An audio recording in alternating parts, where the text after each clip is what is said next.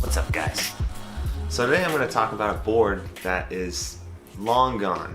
It hasn't been around for a while, and by a while I mean it went defunct last year, similar to Boosted. The board I'm going to talk about today is the Inboard Monolith, or in other words, the Inboard M1.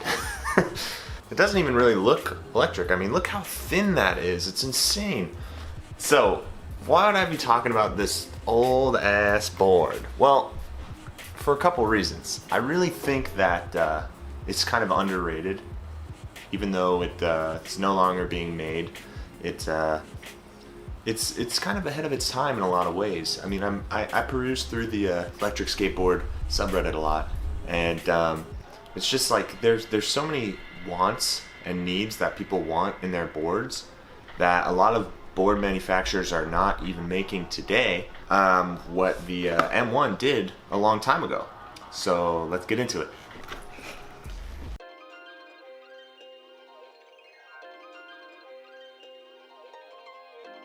Right off the bat, we've got this beautiful unibody design on this board. This board is completely sealed, so there's great waterproofing. You can ride this thing in the rain no problem. Really cool all-around unique unibody design.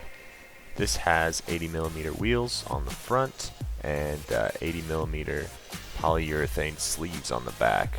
And of course it's rocking hub motors. Inboard was actually the first to use hub motors on electric skateboards.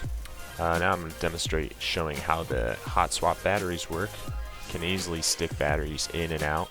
The batteries also have a really cool feature that you can monitor the battery life directly on the batteries, which is pretty cool.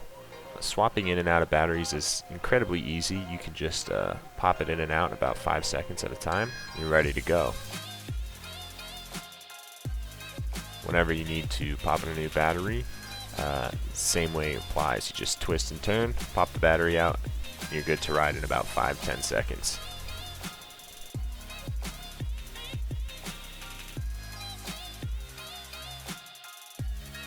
The remote is kind of old school. It has a really ergonomic design where you can hang it onto your hands, which is kind of cool. Deadman trigger in the front, so you won't actually be able to go without hitting that deadman switch. It's actually pretty good control. The downside to this controller, obviously, is that there's no LCD screen.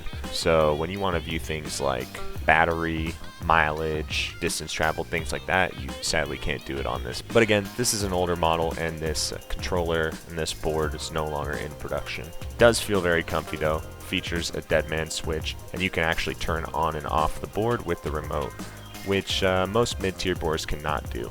Overall, I think that this controller is probably the weakest part of the board, but it does have some cool design to it. The other cool thing about this board is that you can turn the board on and off with the remote. You can also control the lights. You can turn them on and off at will with the remote. It's got pretty nice built-in bright lights in the front and nice braking lights in the back. Demonstrating here to show you that this board is hard as a rock. There is no flex whatsoever. I'm really trying hard to bounce and flex it. I mean, this thing is solid. A stiffer board can be both a good and bad thing. You can really control it better at higher speeds, but it also means that you're going to feel every kind of bump and nook and cranny in the road or pavement that you're riding. Maybe just because I've ridden it so much, it's felt pretty comfortable to me, but I know that for newer riders, this might be a detriment. Something a lot of the newer boards tend to use is bamboo boards, which can be really good for cruising and carving, but not so good at higher speeds. So at higher speeds, I would say that this board still excels pretty well. And I'll demonstrate that now.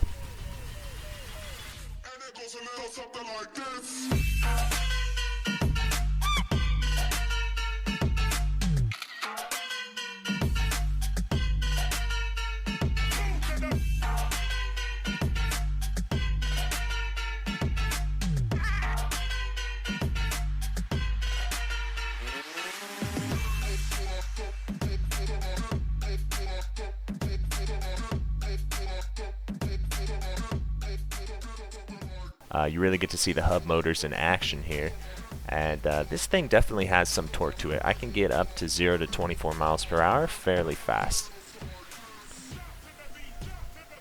This board handles really well. I can take turns and curves no problem. And you see here I'll do a little bit of carving.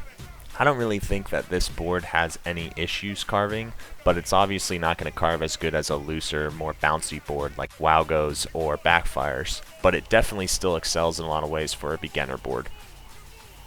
Ultimately, I think it's a pretty well-rounded board. I think it's high quality, it has great build quality, and now that it's discontinued, you can usually find it on the market for fairly cheap. I think you can't really go wrong with this board, and I still think that it competes in a lot of ways today. Cool, so that's my review on the board. If you guys are still asking yourself why I made a review on an old board, well, I hope I could kind of shed some light. Some of the things that this board does was way ahead of its time. Even though the board company's out of business, it didn't fail because the board was bad. In fact, it was a great board. It failed, actually, ironically, for the same reason Boosted board failed. They tried to pursue scooters for some reason, and it just backfired. And Boosted did the exact same thing about 6 months later, and they also failed, and now they're both gone. So rest in peace to both of these board companies. I think that this is an excellent board. You can still buy it used for $500 to $700. To be honest, if you're getting it under $700, you're getting a good deal. I bought my board used. I bought it over a year ago. Works completely fine. The reason that I'm reviewing it now is simply because, you know, I've not reviewed boards before. I'm going to be getting a new one soon. So if you guys enjoyed this video, you might enjoy that one as well. I'm going to be getting a Wowgo 3, which is a little bit newer. But this board, I think, falls squarely within the mid-range now, since you can buy it used for such a cheap price. The original retail price of this board was $1,400. So to get it at $500, $500 or $600 is an excellent deal.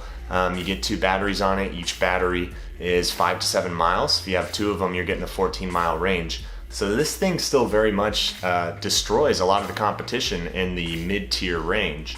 The remote is obviously old now, which is a bummer. I like to have an LCD display to see my battery life, things like that.